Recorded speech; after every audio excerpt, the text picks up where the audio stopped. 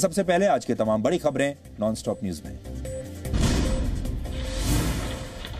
जम्मू कश्मीर के कुलगाम में सुरक्षा बलों ने मुठभेड़ में आज 5 आतंकियों को मार गिराया। ये 2 एनकाउंटर कुलगाम के पोम्बई और गोपालपोरा में हुए। आतंकियों की मौजूदगी का सुराग मिलने पर सर्च ऑपरेशन चला था। सरेंडर से इनकार के बाद लंबी गोलीबारी हुई। गोपालपुरा में इनकाउंटर खत्म हो गया। वहाँ 2 टूरिस्ट मारे गए हैं।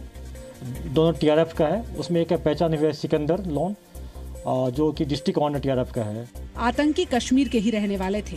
एक की शिनाख्त नहीं हुई है। इस बीच पुलिस ने पुलवामा से लश्कर के 2 ओवरग्राउंड वर्कर्स भी गिरफ्तार किए।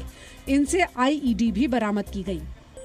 वहीं बारामूला में आतंकी CRPF पर ग्रेनेड से हमला करके फरार हो गए। हमले में 2 जवान घायल हो गए, 1 नागरिक जख्मी हुआ है। श्रीनगर के हैदरपोरा एनकाउंटर पर सियासत आज और गर्मा गई। PDP अध्यक्ष महबूबा मुफ्ती ने जम्मू में प्रदर्शन करके एनकाउंटर की न्यायिक जांच की मांग की। जम्मू कश्मीर को पहले इन्होंने बर्बाद कर दिया है, तबाह कर दिया है। एक स्टेट स्पेशल स्टेट से यूनियन टेरिटरी बना दिया है और अब मिलिटेंसी को डील करने के बहाने सिविलियंस का कत्लो गारत कर रहे हैं। वहीं हैदरपोरा एनकाउंटर का एक वीडियो भी सामने आया है। इसमें दिख रहा है कि आतंकियों को सरेंडर का मौका दिया गया था। हैदरपोरा में आतंकियों के ठिकाने के अंदर की तस्वीरें भी आईं। आतंकियों ने इस मकान में बाकायदा कंट्रोल रूम बना रखा था। CRPF पहले ही महबूबा मुफ्ती के आरोपों को खारिज कर चुकी है। इस बीच राज्य में टारगेट किलिंग के मसले पर आज केंद्रीय गृह मंत्रालय ने अहम बैठक बुलाई। बैठक में NIA, CRPF और जम्मू कश्मीर पुलिस के DG के अलावा खुफिया एजेंसियां शामिल हुईं। अंतर्राष्ट्रीय कोर्ट के दबाव में पाकिस्तान ने जेल में बंद भारतीय नागरिक कुलभूषण जाधव को बड़ी राहत दी है। पाकिस्तान की संसद की संयुक्त बैठक में एक विधेयक पारित किया गया है, जिससे कुलभूषण यादव अपनी सजा के खिलाफ उच्च अदालतों में अपील कर पाएंगे। अप्रैल 2017 में कुलभूषण जाधव को जासूसी के आरोप में पाकिस्तान की एक सैन्य अदालत ने मौत की सजा सुनाई थी। इसके बाद भारत ने जाधव को काउंसलर एक्सेस से पाकिस्तान के इनकार और मौत की सजा को चुनौती देते हुए अंतर्राष्ट्रीय न्यायालय का दरवाजा खटखटाया था। अंतर्राष्ट्रीय न्यायालय के फैसले के बाद कुलभूषण जाधव को अपील करने का अधिकार मिला था, लेकिन पाकिस्तान इस पर लगातार अड़ंगा लगा रहा था और भारत इसको लेकर लगातार दबाव बना रहा था। भारत पाकिस्तान के बीच करतारपुर कॉरिडोर खुलने के बाद पहले दिन 28 सिख श्रद्धालु दर्शन करने के लिए करतारपुर साहिब गुरुद्वारा पहुंचे। भारत सरकार ने 20 महीने बाद करतारपुर कॉरिडोर को खोला है। कोरोना के मामले बढ़ने के बाद मार्च 2020 में कॉरिडोर को बंद कर दिया गया था। बहुत बढ़िया लग रहा है भाजी, बहुत बढ़िया, बहुत खुशी है। मन च इन्ना चाहे कि मैं कहनी है बाबे नानक दे दर्शन करने चले हैं। केंद्र ने सिखों के पहले गुरु नानक देव जी के प्रकाश पर्व से पहले कॉरिडोर खोलने का फैसला किया। पंजाब के मुख्यमंत्री चरणजीत सिंह चन्नी भी कल अपनी पूरी कैबिनेट के साथ सुबह 10 बजे करतारपुर साहिब जाएंगे। प्रधानमंत्री जी के होम मिनिस्टर कॉरिडोर खोलने का ऐलान किया, मैं उन्हां दा बड़ा धन्यवाद करदा। केंद्र सरकार की कैबिनेट बैठक में आज कई बड़े फैसले लिए गए। 7000 से ज्यादा गांवों को मोबाइल कनेक्टिविटी से जोड़ा जाएगा। प्रधानमंत्री गरीब सड़क योजना भी जारी रहेगी। कैबिनेट ने प्रधानमंत्री ग्रामीण सड़क योजना 1 और 2 को सितंबर 2022 तक जारी रखने को मंजूरी दे दी।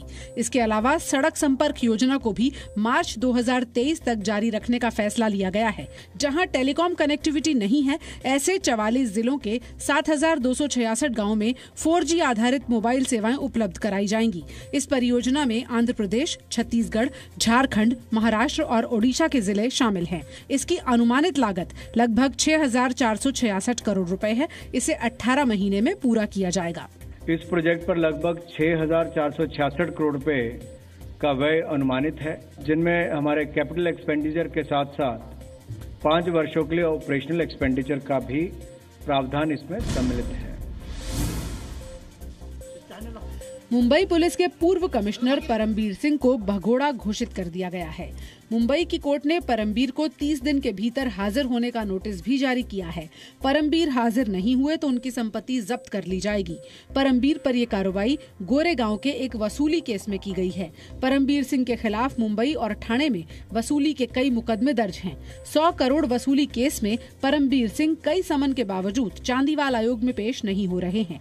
6 महीने पहले छुट्टी लेने के बाद से परमबीर गायब हैं।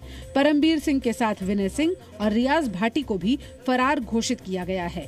ये पहला मामला है जब पुलिस कमिश्नर रैंक के किसी ऑफिसर को भगोड़ा घोषित किया गया है। दिल्ली एनसीआर में प्रदूषण को लेकर सुप्रीम कोर्ट ने केंद्र और राज्य सरकारों को फिर से फटकार लगाई है। सुप्रीम कोर्ट ने कहा कि 5 स्टार होटल के एसी कमरों में बैठकर किसानों को दोष देना आसान होता है। साथ ही कहा कि पहले से पता होने के बाद भी सरकार ने कोई तैयारी नहीं की। केंद्र सरकार की ओर से सॉलिसिटर जनरल ने एक्शन प्लान की जानकारी सुप्रीम कोर्ट को दी। दिल्ली के 300 किलोमीटर के दायरे में 11 में से 6 थर्मल प्लांट बंद कर दिए गए हैं। 10 वर्ष से अधिक पुराने डीजल और 15 वर्ष से अधिक पुराने पेट्रोल वाहन पर रोक लगा दी जाएगी। बिना कवर किए निर्माण सामग्री ले जाने पर भारी जुर्माना लगाया जाएगा। 50% कर्मचारियों के लिए वर्क फ्रॉम होम पर जोर दिया जा रहा है। दिल्ली एनसीआर में अगले आदेश तक स्कूल बंद रहेंगे। इन फैसलों को दिल्ली, यूपी, पंजाब और हरियाणा में लागू किया जाएगा। सुप्रीम कोर्ट में दिल्ली, पंजाब और हरियाणा सरकार ने भी हलफनामा दायर कर अपने अपने एक्शन प्लान का ब्यौरा दिया।